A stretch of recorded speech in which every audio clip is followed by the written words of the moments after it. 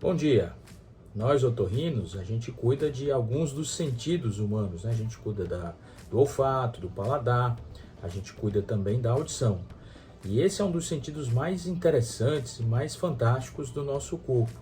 E o fato de a gente escutar é uma das maravilhas da natureza, da ciência, que a gente tem no nosso organismo. Entender como a gente escuta, entender esse mecanismo, nos faz também entender muitas das doenças que a gente tem nesse órgão e como a gente pode oferecer tratamentos que sejam mais efetivos e que sejam de uma forma menos invasiva.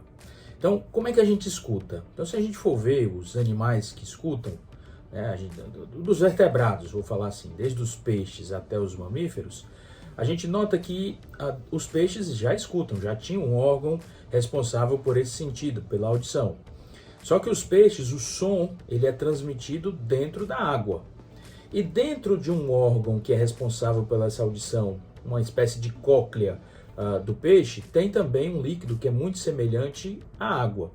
Quando você tem uma energia, e o som é uma energia sonora, e essa energia é transmitida de um meio para o mesmo meio, você não perde energia. Então, os peixes, eles têm uma comunicação quase que direta, só uma membrana separando essa cóclea primitiva deles com o meio externo. O som vem pela água, né, a vibração, a onda sonora vem, vibra essa membraninha e essa membraninha transmite essas vibrações direto para essa cóclea mais primitiva. Dentro da cóclea dos peixes e dentro da nossa cóclea, a cóclea humana, e a cóclea é esse órgão que parece com um caracolzinho e que é responsável diretamente pela nossa audição, dentro da cóclea tem umas célulazinhas que a gente chama de células ciliadas, que são semelhantes às células nervosas. Essas células, quando esse líquido se movimenta, essas células vão se mexer, se mover, e quando essas células se movem, elas despolarizam, produzindo um pequeno impulso elétrico. Esse pequeno impulso elétrico ele é conduzido pelo nervo coclear até as regiões do cérebro, que são responsáveis pela tradução desse estímulo elétrico em som, no que a gente considera como som, né? Então isso acontece nos peixes, nos anfíbios, nos répteis, nas aves e nos mamíferos. Só que dos répteis, nas aves e nos mamíferos, esse mecanismo é um pouco diferente. Por quê? Porque nesses animais, nessas classes de animais, os animais começaram a conquistar, a dominar a terra. Não estariam somente na água. E quando os animais começaram a dominar a terra, o som, ao invés de ser transmitido pela água, agora ele era transmitido pelo ar. Então a gente está aqui, eu estou falando para vocês, vocês estão escutando no celular, no computador, na caixa de som e tal. Esse som está sendo transmitido pelo ar, essa onda sonora. Ela vai entrar por essa região aqui, que chama orelha externa, vai até o tímpano, vibra o martelo, vibra a bigorna, vibra o estribo, que é o menor osso do corpo humano, e esse estribo ele vai vibrar uma região que a gente chama de janela oval, que vai transmitir essas vibrações direto para a cóclea. E na cóclea, esse líquido que tem dentro da cóclea vai estimular aquelas células ciliadas em determinadas regiões de acordo com a frequência. Olha que interessante. Então, um som agudo, ele vai estimular as regiões mais próximas da janela oval. E um som mais grave, ele vai estimular as células ciliadas que estão mais longe, mais no ápice, mais escondidas lá dentro da cóclea.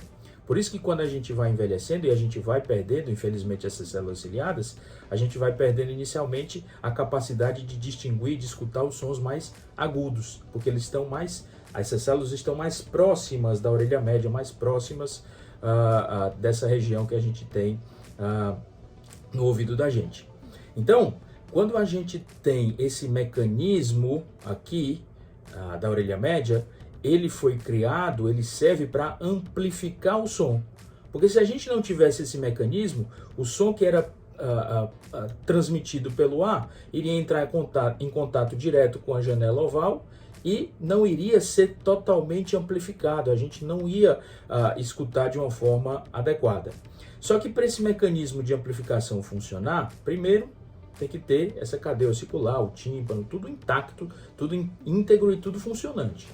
Segundo, tem que ter ar aqui dentro. E de onde é que vem o ar da orelha média? Porque não vem de fora, porque tem um tímpano fechando, né? Na maioria das pessoas. A membrana timpânica ela está fechada. Então, as pessoas achavam que o ar vinha da tuba auditiva. A tuba auditiva é esse tubinho aqui, ó, que comunica a orelha média diretamente com a região mais de trás do nariz. Só que essa tuba auditiva, na grande maioria das pessoas, ela está fechada, ela é uma cavidade virtual. Ela está fechada grande parte do tempo e só abre quando a gente fala, quando a gente boceja, quando a gente mastiga e tal. E essa tuba auditiva, ela funciona como um disjuntor, como um gatilho. Ou seja, quando a pressão do ar na orelha média está muito baixa, muito negativa, essa tuba auditiva ela se abre. Quando ela se abre, a gente equaliza. Isso acontece, sabe quando? Quando a gente vai subir uma serra, quando a gente vai num avião e tal.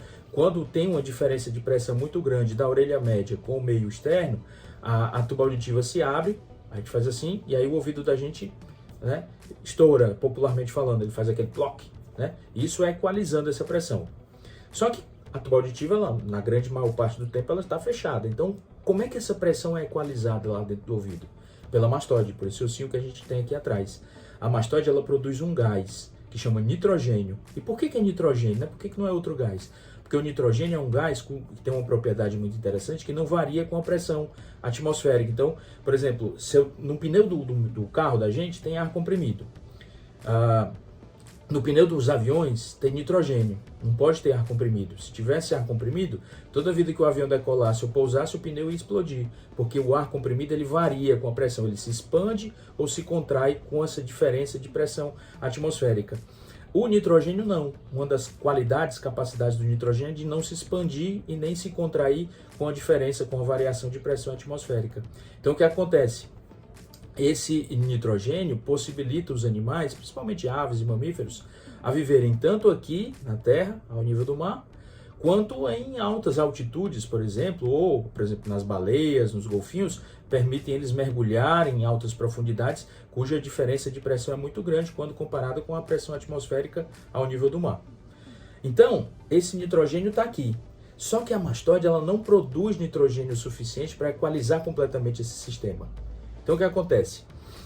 A tuba auditiva de vez em quando tem que abrir para equalizar esse sistema quando a pressão está muito negativa. Quando a pressão está muito negativa, o tímpano vai se medializando, que a gente chama, né? Vai sendo como se fosse chupado, e aí ele emite um estímulo que faz com que a tuba auditiva se abra. Quando a tuba auditiva abre, equaliza aquele sistema. Só que tem pessoas que têm, por exemplo, uma rinite alérgica, tem uma hipertrofia de corneto, ou que tem uma hipertrofia de adenoide. A adenoide é muito grande, aquela carne esponjosa que o pessoal chama. Ou tem refluxo, ou tem alguma outra doença que faça com que a tuba auditiva não funcione. Então, quando a tuba auditiva não funciona, você perde esse disjuntor. Quando você perde esse disjuntor, a cavidade da orelha média ela vai ficar única e exclusivamente dependente da mastoide. E a gente já viu aqui que a mastoide ela não produz nitrogênio suficiente para equalizar esse sistema. Então o que pode acontecer nesses casos? Você pode ter uma retração da membrana timpânica, uma retração completa.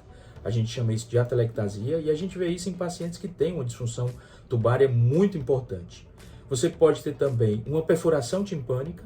Quando você tem uma perfuração timpânica, se a gente for pensar bem, a gente tem uma comunicação direta do meio externo com a orelha média. Então a pressão daqui de fora fica igual à pressão daqui de dentro. Só que qual o problema das perfurações timpânicas? A orelha média, em condições normais, ela tem que ser estéril, não pode ter bactéria, vírus, fungos e tal.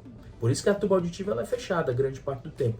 Porque se a tuba auditiva fosse completamente aberta, o nariz, que é cheio de bactérias, cheio de vírus e tal, essas bactérias iam subir pela tuba auditiva e iam contaminar aqui a orelha média e principalmente a mastoide. Porque a orelha média tem até alguma defesa contra essas bactérias, mas a mastoide não tem. Por isso que quando uma bactéria coloniza o osso da mastoide, aí às vezes você precisa até de fazer uma cirurgia que chama mastoidectomia ou timpanomastoidectomia para fazer essa limpeza. Porque é muito difícil você erradicar essa bactéria quando ela coloniza essa região que não tem muita defesa.